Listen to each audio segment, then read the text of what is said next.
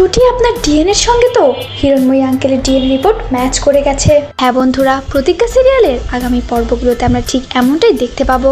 পর্বের শুরুতে আমরা দেখতে পাই অভি ছুটির উপর অভিমান করে ছুটির সঙ্গে কোনো কথাই বলে না। তবে ছুটি সেও তো কিছুতে এভাবে থাকতে পারছে না।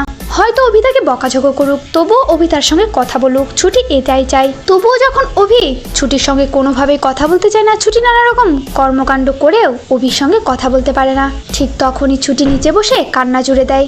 এদিকে অভি এই দৃশ্য দেখেই অবাক হয়ে যায়, কি করে সবটা মিলে যেতে পারে পরীর সঙ্গে। অভির আগে থেকেই সন্দেহ ছিল ছুটির ওপর। ছুটির সমস্ত কার্যকলাপই একদম পরীর মতো। পরি যেমন গাছের সঙ্গে কথা বলে, ছোটবেলায় অভি জামার হাতা টেনে ধরতো, আবার কিছু বললে এভাবেই মাটিতে গড়াগড়ি করে কান্নাকাটি করতো। সেই সবকিছু একদম ছুটির মধ্যে রয়েছে। তবে কি এই ছুটিই আমার পরি? এই কথাগুলো মনে মনে ভেবেই অভি সিদ্ধান্ত নেয় ছুটির আসল জন্ম পরিচয় সে খুঁজে বের করবে। তবে তার উপায় কি? তখনই অভির মাথায় একটা প্ল্যান আসে। যেহেতু ছুটিকে তার পরি বলে মনে হচ্ছে, তাহলে তো টেস্টটা করাই যায়। ছুটিকে না জানিয়েই অভি ছুটির ডিএনএ টেস্ট করাতে দেয়।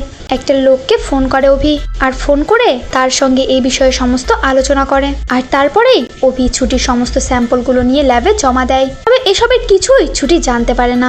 অভি হসপিটালে গিয়ে ডিএনএ টেস্টের রিপোর্টটা নিয়ে আসে, আর সেটা দেখেই তো সে চমকে ওঠে। বাড়িতে ফিরে অভি ছুটির সামনে গিয়ে বলে ওঠে, ছুটি এই দেখুন, আপনার সঙ্গে হিরণময়ী আঙ্কেলের ডিএনএ মিলে গেছে। তাহলে আপনি হিরণময়ী আঙ্কেলের মেয়ে, আমাদের পরি, যাকে কিনা আমি এতদিন ধরে খুঁজে বেড়াচ্ছি। তো বন্ধুরা, এবার যদি সত্যি এভাবে ছুটির সঙ্গে হিরণময়ীর ডিএনএ টেস্টের রিপোর্ট মিলে যায়, তাহলে সেটা দেখতে আপনাদের ঠিক কেমন লাগবে এক্ষুনি জানিয়ে দাও কমেন্ট করে তোমাদের মতামতটি। আর চ্যানেলে নতুন হয়ে থাকলে অবশ্যই চ্যানেলটি সাবস্ক্রাইব করতে